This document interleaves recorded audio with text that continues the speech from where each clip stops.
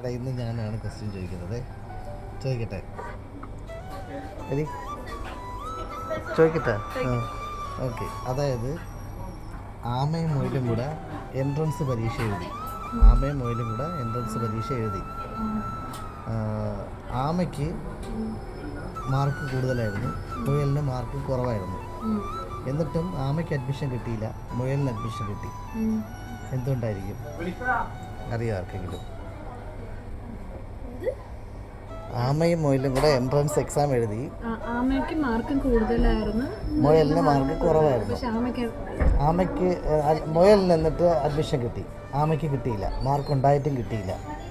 അപ്പോൾ എന്തുകൊണ്ടായിരിക്കും ആമയ്ക്ക് കിട്ടാതെ മുയലിന് കിട്ടിയത്? ഏകദേശം ഒരു ആൻസർ തട്ടിമുട്ടി അവിടെ എത്തിയിട്ടുണ്ട്.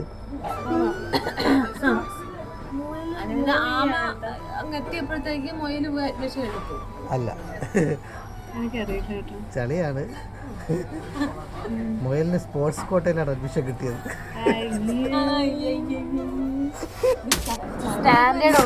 അല്ല, ഇതല്ലേ ചളി ക്വസ്റ്റ്യൻ എന്ന് പറഞ്ഞത്. കൊള്ളാം. ഇത് ആദ്യമായിട്ട് നിങ്ങൾ കേൾക്കുന്നത്? ഞാൻ ആദ്യമായിട്ടാണ് കേട്ടത്.